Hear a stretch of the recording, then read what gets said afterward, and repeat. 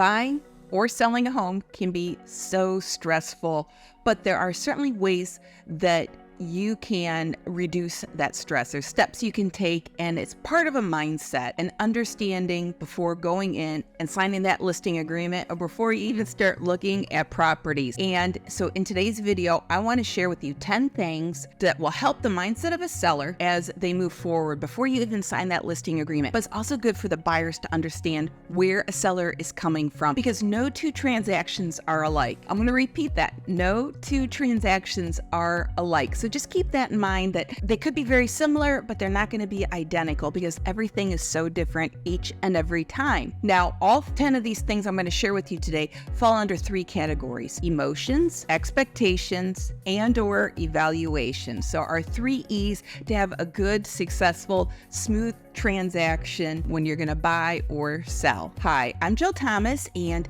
each week I bring new videos about real estate in the state of Florida, and more specifically the Sarasota, Bradenton area, because that's my market. And I also bring videos about what it's just like to live here in the Sunshine State. So if you've been thinking about maybe making a move here or making a move away from here, this might be a good channel for you to subscribe to, hit the notification bell, all that good stuff.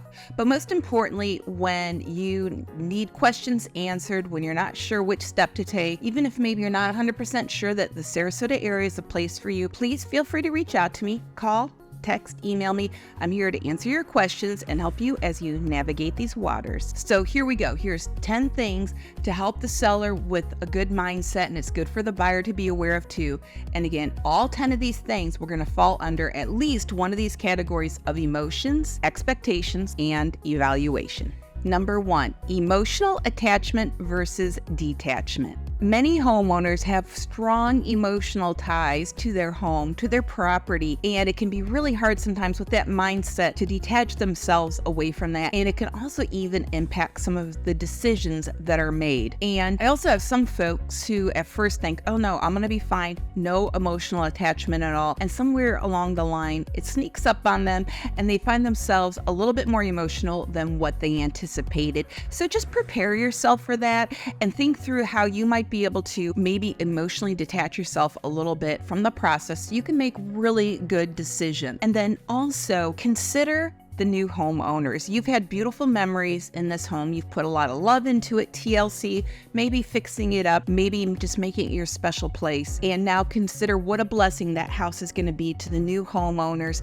their new memories, and consider how all that love you've put into that house is gonna continue on. It just doesn't end with your family, but it will be passed on to somebody else. So I think that's a really lovely thought. So just don't be surprised. So of course, buyers consider too that these sellers sometimes are a little emotional. So we need to have a little bit of empathy towards them as they make decisions or they're thinking through things. Number 2, setting realistic expectations. It's always so crucial to talk about managing expectations for both buyers and sellers. And really, I feel like that's a good chunk of my job, of what I do. A lot of times, even in these videos, setting expectations so there's not as much disappointment as we move ahead. And it really does help to smooth out the process, and there's not as many wrinkles during the transaction. Sometimes sellers have kind of an idealized view of their property, of the condition, of the value. So just sometimes you have to step back again, sort of remove some of that emotion as well, and really look at the true value of the property or the condition of it. And part of this is science and part of it is art. The science part is just looking at the statistics, looking at the numbers for the general area, and then even narrow down to that community. So that's really important. And part of it too is an art, and that's where I come in as well, because I can see, oh, you know what, something like this is very desirable, or something about your property might be a hindrance, it might be a challenge. And so just you knowing that up front and kind of getting a grip on those expectations on the condition of your property or the value or the location or anything else about the property is going to really help you out. So just trying to be a little bit open-minded as we work on what we can get for your property. Number 3, financial planning. So of course, selling a property or buying a property involves money for sure. So you need to think about everything that can impact you selling that property, paying off a mortgage, maybe capital gains tax, looking to buy a new property, closing costs, all of that. And so depending on your situation, your circumstances, you might want to consult a financial planner or your accountant before you move forward. But just have a clear understanding of what all of that could entail so that you make the really best decisions for yourself when you're going to list your property and sell it. And make sure that you communicate that with your real estate agent. I recently this year had some buyers under contract on a significant property, and the seller had so many financial issues that in the end, the buyers couldn't buy, the seller couldn't sell. But we were so far through the process. We had all these different inspections, the attorneys were involved, and just because of certain circumstances, the attorneys had to go above and beyond with a lot of the work that was put into it. But it's all because the seller did not prepare himself for the reality of those financial burdens and the ramifications of him selling that property. So really understanding what all of that is and communicating that with the agent. But again, consulting your financial advisor or your accountant or your lender or all those other folks that are involved in the process too. Number 4, timing and market conditions. Okay, so something else the seller really needs to work on is just that mindset of understanding that there can be market fluctuations, even like right as you're signing the listing agreement or shortly after you do that. Obviously, interest rates have gone up from a year or so ago, and so that can impact the timing more so than anything right now in our market, how long it takes to get a property under contract. And so just be prepared for that. Just don't think that everything's going to be stagnant or things are the way they were a year or two ago. It's always changing. It's constantly changing. And then something else you want to be aware of is I've seen sellers who will pass up on a good offer, a decent offer, only for the property to sit longer and then get more money. But how much did it cost to pay that mortgage, to keep the house maintained, to pay dues, to pay taxes, to pay insurance? And so sometimes in the end, they broke even. So really step back and consider if it's a good offer, if it's a solid offer, maybe it's not exactly what you want, but you have to think, okay, if the house sat on the market for another month, for another 30 days, how much would that cost? And how much would I need to get in order to cover those expenses and then even come out farther ahead than if I just took this offer today? So sometimes you just need to step back and look at the big picture. And sometimes, you don't want to take that first offer, but sometimes the first offer is your best offer. So it's just something to talk about, something to balance in your mind. And I'll talk that through with the sellers that I work with to help them decide whether or not they should move forward with a particular offer or hang tight a little longer. 5, presentation and staging. Okay, so of course we want that property to be presented in the best light possible because that's going to increase the sale price and maybe reduce time on the market. So you want to put a little bit of effort into that house to prepare it. Sometimes it's just deep cleaning, decluttering, sometimes it's making certain repairs or even staging the property. So all those things are really important for that house to shine, just not for photography, for video work, but then when that buyer comes through the house. So we want it to look the best. Now, for some properties that need a little bit more work, sometimes a seller will get overwhelmed thinking, how much do I really put into this property, into this house, into this condo? Because sometimes you can overdo it with trying to improve a property to make it look well, and you're not really going to recoup the money. So I will work with you on that to figure out, okay, where do we draw the line on repairs or updates or painting or flooring or what have you, so you're not putting too much money into it and then not seeing the results that you anticipated or you expected, right? Expectations. So I help you with that. And when you prepare a property, think of all 5 senses. You're talking sight, hearing, smelling, seeing, and I know tasting's one of the 5 senses. Although sometimes I've been in some homes and I feel like I can taste the dirt or taste the smoke or something like that. It's kind of just leaves the whole house, leaves a bad taste in your mouth. So just think about those things. You want it to smell nice, but not too smelly. So don't overdo it with the plug-ins, those kinds of things. So just clean it up, declutter, and really part of the maintenance or fixing things up is to help so a buyer can get homeowner's insurance. So that's really important too. So if you know there's some issues maybe with electric or plumbing or the AC or a roof issue, we definitely need to get that cleared up before listing the property. Number 6, negotiations and flexibility. I ask sellers to be a little open to negotiating and being flexible. And I'm not just talking about the price, but there could be other terms and contingencies involved. It's just not all about the numbers, even though of course that's very, very important, but it could be the closing date, something to do with repairs, maybe items being left like a washer and dryer or certain pieces of furniture.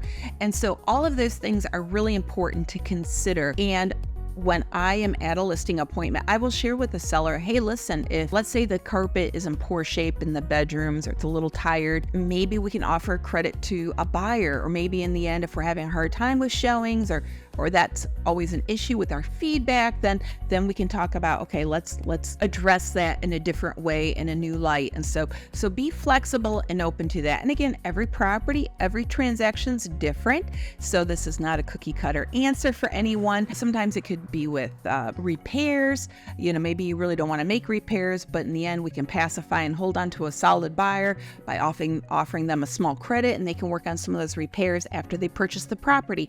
So there's a lot of things involved. So just be open with those negotiations. I've had some sellers in the past who were very stubborn. They did not want to negotiate. It was just, nope, this is the way it is. This is the way it's always been for me. So I am not going to do anything extra for a buyer. Even though there were strong purchase price numbers with these other terms, they were not flexible at all. So the house sat on the market even longer. And again, how much is it costing them to keep that house on the market for a longer period of time because they weren't willing to bend a little bit with the negotiations? So keep those things in mind as we move forward. Number 7, marketing and promotion. Now, of course, for a seller, that's not too hard to get them excited about wanting their property to have solid marketing. Just be open to maybe some other suggestions or different strategies that your agent, me, would have for you. Of course, always professional photography, hands down, always. Videography, of course, online. I use YouTube for that. Maybe open houses. Now, some sellers really prefer not to have open houses, and that's okay. I'm not too fussy with sellers about that. I definitely have some that really do not want them just for privacy reasons. And sometimes open houses do sell properties, typically not as much, but I think it's just good marketing for a property. So like I said, I don't fuss with sellers too much on that one. But that's why it's so important though for a seller to really prepare that house, have it shine, everything's squeaky clean, organized, tidy, because when we work on all that marketing, it's no good if the house doesn't look nice. That's not going to be very appealing to folks. So we're going to do the best we can to make the house shine and draw those buyers in. Number 8, legal and contractual obligations. There are certainly legal aspects that you need to be mindful of when selling a property, such as disclosures, contingencies, and anything else may be involved in the contract. So you are in it, okay? This is a legal document. So if you think you might have some issues, you certainly want to consult legal counsel or an accountant or some other professional, depending on the situation. Now, please know, sellers, even if you've never lived in the property, if you know something that's not functioning properly, you do need to disclose that. So often I will see properties that are vacant, maybe they've been a rental, and it just says, sellers never lived in the property, I know nothing about it. But there's a good chance the seller does know something about the property if it doesn't work properly. Right now, I've got a condo downtown that's under contract. I've got the listing. The seller has never lived in that place, or maybe they did like over 10 years ago, but there has been a tenant in this unit for forever. And so tenant moves out, between myself and the property manager, we get the property ready, discover some of the appliances don't work properly. There's an issue with a ceiling fan, things like that. So I talk with the seller and say, okay, seller, what do you think? What do you want to do? Do you want to fix these things, or we can just list it, disclose it, say it's as is, that's it.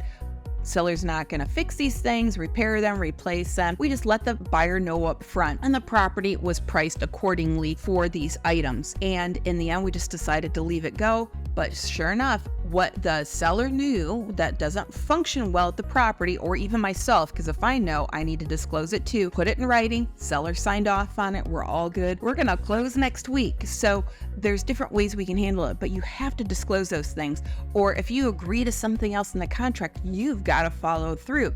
I had a seller, was working with a buyer, and the seller had to close out permits. Well, there were permits open from a previous owner, and the seller was livid. He's like, I didn't do these things, and I had nothing to do with this, and I have to get a contractor out, and blah, blah, blah, blah, blah. They were mad. But you know what? They agreed to that, and so they have to follow through. So there are definitely some legal things involved. And so if you ever get into a position where you're not sure, definitely we need to consult an attorney. And then also sellers, if you are not, if you're a foreign resident, if you're not an American, if you're not a U.S. citizen, then there's definitely some things involved too, and you have to disclose that, and money's gonna have to be held back at closing because the IRS wants their piece of the pie. So there's some other things involved there. So just keep that in mind. There's definitely some legal things happening as a seller. And so buyers, keep that in mind too, that the seller might have a lot of moving parts there. So don't be surprised throughout the process if things pop up. Number 9, just moving and that whole transition. So moving and the transition of moving. Okay, so when you go to move, oh my goodness, there's so much going on. Packing, cleaning, preparing the property, just dealing with the whole process, anything going on with the buyer. Maybe you have to do some repairs for that buyer. There are so many moving parts, and sometimes this is when a seller starts to get a little stressed out. And then also thinking about where you're going to go to next, or maybe you're waiting for a house to be built. So there's a lot going on with that. So just use me as your agent, your listing agent, as a resource to help you with those things, help guide you. Just use me as a sounding board. Sometimes sellers just want to vent, or even buyers want to vent to me, and that's okay. That's not a problem. But just know that it can get a little stressful with that. So prepare yourself in advance and really try to think it through even before you list the property, to prepare yourself to help minimize that stress when we get to that point. And number 10, post-sale planning. This kind of goes hand in hand with the last point, number 9, but really as you're thinking forward to what you're doing, where you're going to next, maybe you're downsizing, new construction, something like that. Sometimes people have to rent while they're waiting for their property to be built, and so that can get a little stressful too. Just prepare yourself for these things. Plan in advance, plan ahead to help minimize those frustrations, those fears, and do your homework, do your research, and really focus on why are you selling? What's the next step? Maybe you want to be closer to family, or maybe you want to minimize debt, or maybe you're doing well and you're upsizing and you're excited about a new space. And so focus on the future, focus on the goal, focus on the plan, focus on your why, and that's really going to help you throughout all of this. So now these 10 points are really great things for a seller to focus on to help their mindset, to manage those expectations, those emotions, and then really it's all about constantly evaluating as well, so you make the next best decision. So definitely lean on me as your agent, or whoever your agent is, because of course these 10 points apply no matter where you're living in the United States. And so I think this will be helpful to you. And then buyers, keep in mind that these sellers are going through all of these things. I know buyers have their own set of issues and concerns with getting a mortgage, and holy smokes, all the paperwork you've got to get together for that lender, and there's a lot going on with them as well. But if everybody kind of looks to what the other side might be experiencing, I really do think it helps the transaction to be a little bit more smooth. It really goes so much better when both parties are very understanding of the other side. Doesn't mean that you're always giving in, or you're collapsing, or you're giving up money, but just it's all about that mindset. It really does help smooth things over. All right, I hope you really enjoyed this video. I hope it's going to be a help to you as you are considering selling or buying a property. Thanks so much. Have a great day.